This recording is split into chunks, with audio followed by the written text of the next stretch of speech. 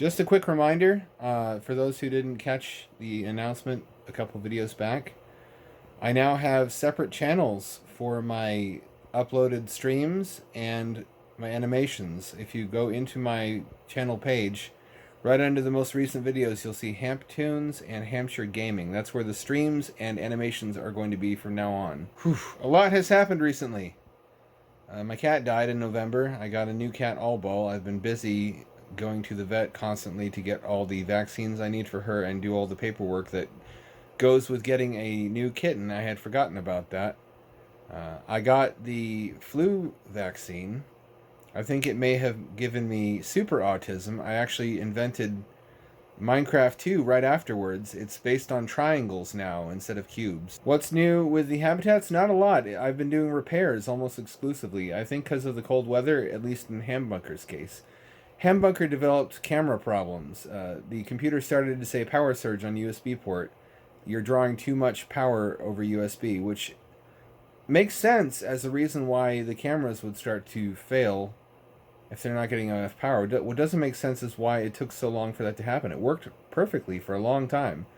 The heat pads failed in the aquarium habitat, and I compensated for a while by heating the water, but that's energy intensive. That's costly, so I didn't want to do that for too long. Luckily, I designed them in such a way that they can be removed. Everything in the habitat can be taken apart if you need to do that. Nothing's permanently connected. I learned my lesson with the first version of that module. It's all new modules now. Anyway, I ripped the heaters out. It was only really a big deal because the power cord goes up the umbilical along with the sensor cable and the air tube. So I had to take off the zip ties. I had to open the conduit. I had to peel out the heater pads because they were sealed in there. They were. I used a silicone adhesive for that. But now the new ones are in there. The umbilicals are rebuilt. You'll see me doing that. Everything seems to be in working order, except that I don't yet have replacement gaskets for the tunnel, so it leaks bubbles pretty prodigiously. But that's an easy fix. I just didn't get it done in time for this video. Without further ado, you're probably wondering what's happening with Hambunker. These are the old umbilicals that I replaced. That's the new one going out through the wood there. I thought the issue was that the cables had gone bad, but upon testing the new ones, that's not the case. Upon connecting the new umbilical, I could get 1 or 2 of the cameras working at a time, but not all 4. Trying to get all 4 running reported some sort of error message about there being a power surge on the USB board or something. I'm pulling too many amps from the USB ports on my computer, which is strange. It never gave me this issue before. I wonder if it's cold weather related.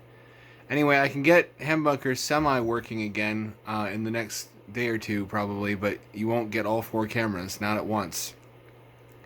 And I don't know why. I've been looking into off-the-shelf solutions like little analog micro camera systems where you can hook 4 of them up to a single USB dongle, and ostensibly that would work fine off of a single port. I'm not really sure why the solution I have right now doesn't work. I've been at it for the whole month, buying things and sending them back to Amazon. Thank goodness they have such a permissive return policy. But I've spent quite a bit of cash on this so far, and nothing has solved it. And the real mystery is, why did it work fine until recently? Why did it work all that time and only started giving me trouble now? Is it maybe an issue with the USB ports on my motherboard? I don't know. More to come. Excuse me, madam? Madam, can I help you, madam? How dare you? This is where I'm at with the aquarium habitat modules. I ripped out the old heater pads. These are the new ones. Threaded the power cable through there. I removed the old power cables I had to clip from the umbilicals. I'm threading the new power cables in. I also had to remove one of the moisture sensor wires because I accidentally clipped the end. It's plenty long enough. I'm just going to have to strip the end of these wires, rethread it back through, and then reseal it here. Then these will be good to go. They're not really completely repaired because I've got grit. I've got silica gel granules in the gate valve mechanisms, which are really tough to open and close. As a result, I need to replace those. That's going to be hard because these are rusted, very rusted. I'm going to have to completely replace, I think, the entire assembly. And those are sold out on Amazon right now. But I don't think they're sold out at the RV supply store that I got these from originally. I have a spare set somewhere. I don't know if I left those in the old house or not. But this will work in the aquarium without repairing the gate valves, just because I can drain all the water out. I don't need it to be possible to connect while submerged as if it were in a lake or pond or something. But in the future, I do want to replace the gate valve assembly. I'm pretty far along. I should have these fixed. I have the new Hamptures now, so I should have these back underwater and on the live cam. I'm not sure if I want to do that forever, though, because I don't know what the point is. I've already proven the concept exhaustively. The future of this project is not the aquarium habitats. That's just something cool to look at. And as I said, a proof of concept. The future is MegaHab, but I still need to get to a place in my life where I live next to a body of water that has immediate access to grid power before I can seriously pursue that. So it's a longer term project, and I think many are aware of. Alright, I rethreaded the umbilicals, air, power, and moisture sensor. This one only barely had enough wire to reach because I accidentally clipped some off the end when I was removing the power cable from this one. I just need to put zip ties around both ends, but I'm going to wait on doing that until I've applied the silicone sealant. This also needs a new air inlet. The tip snapped off. This will stick on there, but not very securely. It comes loose easily, and that's life critical, so I don't want to fuck around with that. Luckily, I only used silicone sealant this time and not cyanoacrylate, which is much more permanent. Silicone, even when dried, peels off without too much force.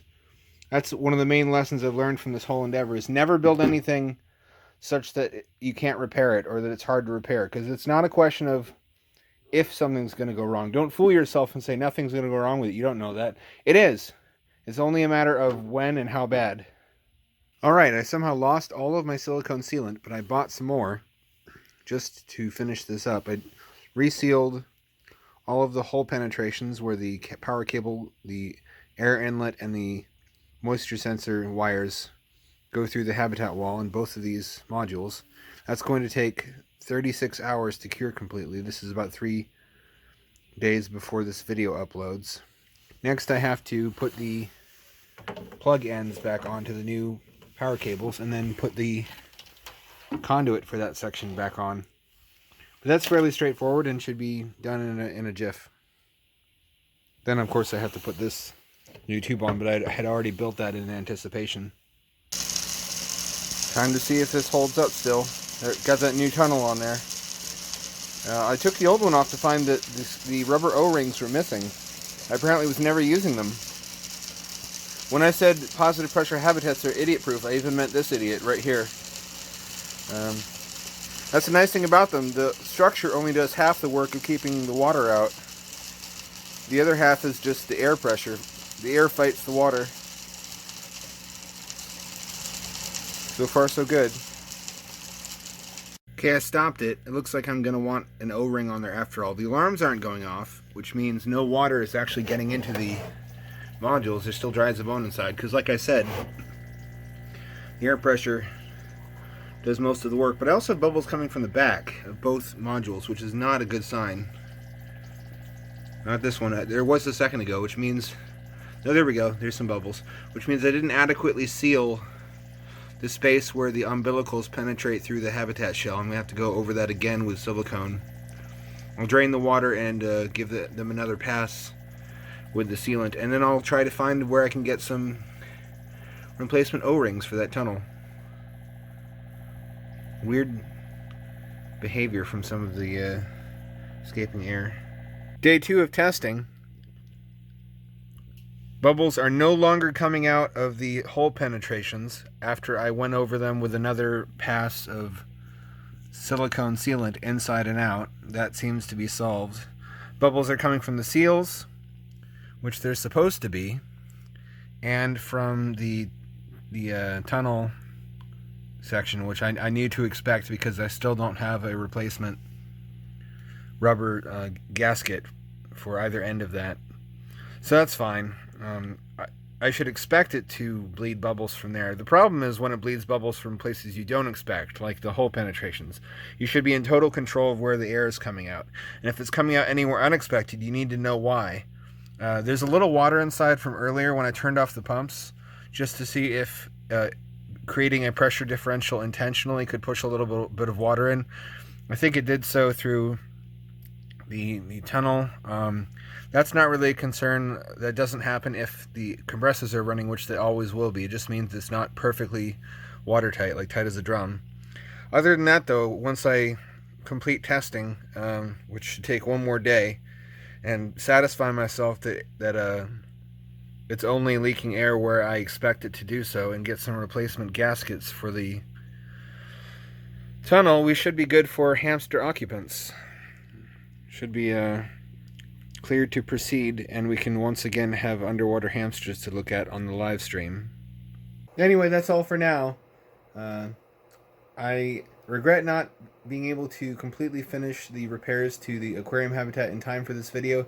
It is a quick fix. I just need to run down to the RV parts store because apparently, for some reason, I can't find the gasket online. I have to buy it as part of a complete fitting package, basically. I can't just get the part by itself. That shouldn't be too big of a deal. For next month, I think I'm going to do another animation. A lot of people have been asking for one of flying sky drone, and I've been putting that off for a while. I may actually pick up a cheap tablet, like a Intuos or something, to facilitate that. So stay tuned.